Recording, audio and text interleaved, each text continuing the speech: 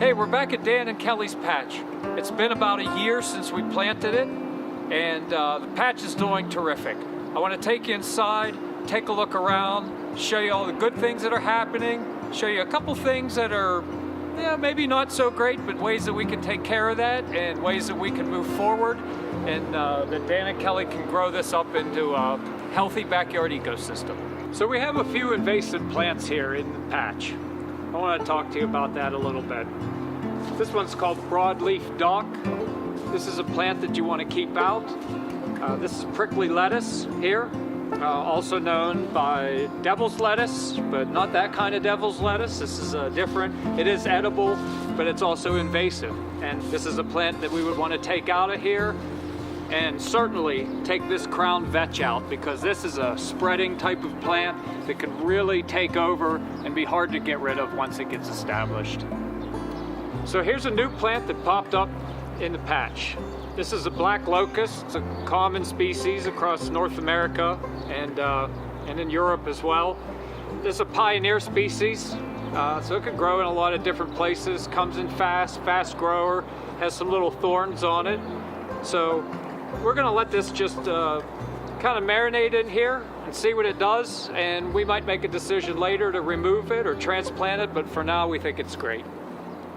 So here's another little terrific tree that grew in here. It's an oak tree. I'm not entirely sure what kind it is now. We'll have to wait and see.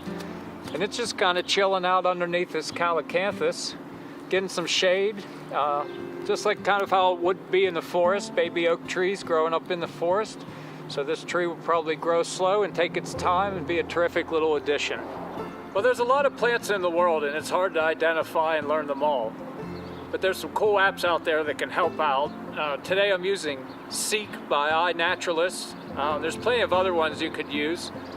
And this one, you could just point it at the plant. It tells you it's prickly lettuce. And then you can cross-reference that by looking it up, and you'll find out that's an invasive plant. And you may choose to remove it from your patch. Well, look at these little miracles. A couple of little black cherry trees. This is the same type of cherry tree that they make furniture out of. Pennsylvania is renowned for its production of hardwoods, and that includes cherry. I don't know if we'll keep these in the long term, because ultimately Dan wants to have a pathway to walk along the fence here. But maybe we let them grow for this year, and in the fall we could maybe move them up to another location in the patch. So what we've got here is a real pain in the grass. Also a pain in the sedge. There's a couple of different plants here. This is a nut sedge. So you pull it out, it comes out very easy, but in reality you haven't removed all of the roots.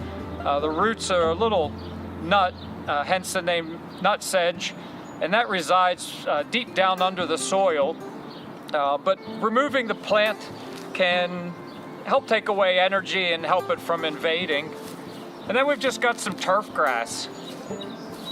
And so this is something that you want to keep out. Turf grass is really pretty invasive as far as plants go.